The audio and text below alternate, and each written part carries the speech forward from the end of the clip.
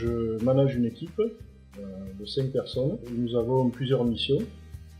Parmi ces missions, nous avons la préparation des installations sportives, des équipements pour les clients. Nous avons aussi comme mission l'entretien des bâtiments et des installations. Nous avons également comme mission les réparations, tout ce qui est bâtiments, installations. Et un rôle très important qui est la sécurité des biens et des personnes. Pour ce qui est de la sécurité, nous travaillons sur 2 axes, la sécurité préventive et la sécurité curative. La sécurité préventive se traite tout au long de l'année par rapport à un plan de maintenance que nous avons élaboré. Cela consiste à réparer régulièrement toute anomalie qu'on nous rapporte ou que l'on voit. La sécurité curative consiste à intervenir rapidement lorsqu'on a été alerté par un problème, afin de protéger au maximum nos clients. La répartition du travail se fait en fonction des spécificités de chacun, bien que tous soient quand même polyvalents sur beaucoup de corps de métier.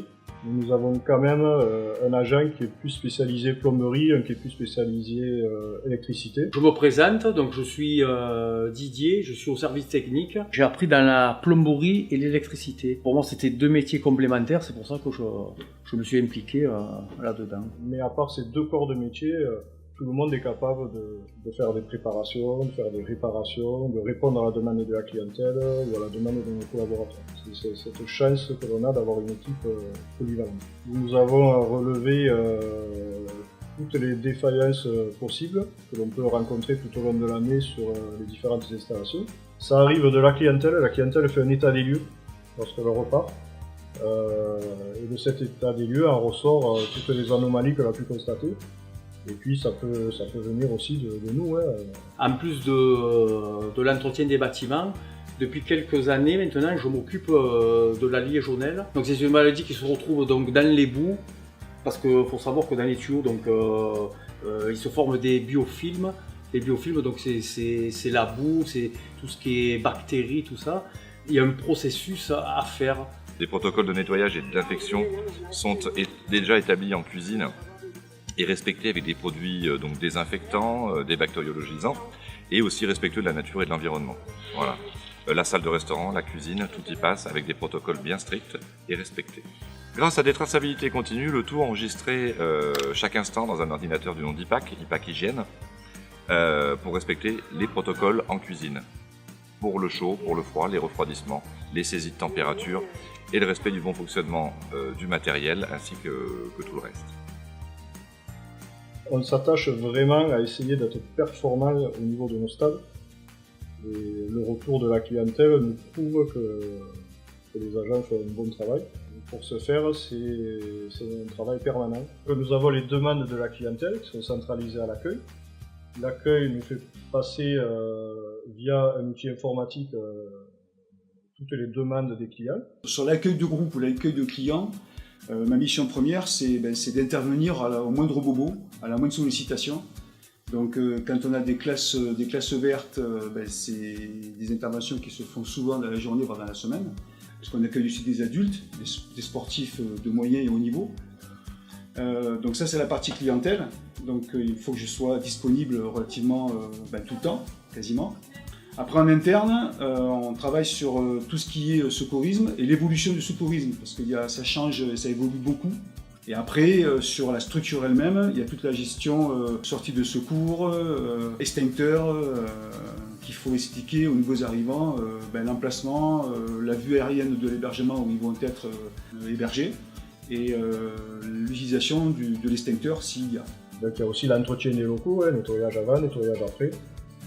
Montage, démontage. Nous, on s'occupe de nettoyer la halle des sports, le gymnase, c'est-à-dire tout ce qui est bâtiment où on fait du sport. Les réparations, ça peut être des réparations dans les bâtiments, alors d'ordre électrique ou plomberie, mais ça peut être aussi un lit cassé, ça peut être un revêtement de sol qui se décolle, ça peut être tout et n'importe quoi en fait. Donc tous les ans, je dois vidanger tous les chauffe-eau, les cumulus, donc tout ce qui est stockage d'eau. Après, je dois faire des chocs thermiques Ça veut dire que les chocs thermiques, c'est tout ce qui est canalisation, les tuyaux. Donc dans les tuyaux, donc un chauffe-eau, on peut l'ouvrir, on peut enlever le calcaire, tout. Et tout ce qui est tuyau, on ne peut pas rentrer à l'intérieur d'un tuyau. Donc je suis obligé de faire un choc thermique.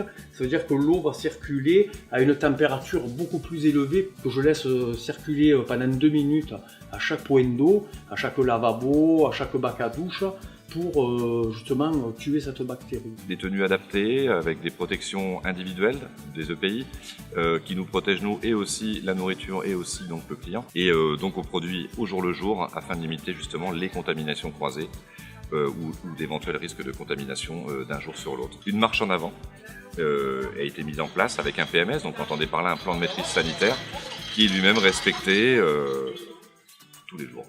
Et après, indiquer le point clé, donc c'est l'infirmerie du centre, où j'ai à l'intérieur tout ce qu'il faut pour prendre en compte n'importe quel bobo qu'on peut rencontrer.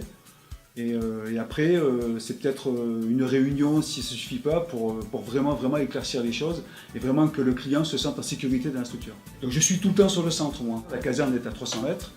Donc ma mission, c'est aussi d'être sur le centre jour et nuit. Donc par rapport à la sécurité, nous sommes dans l'obligation d'avoir un registre de sécurité par bâtiment.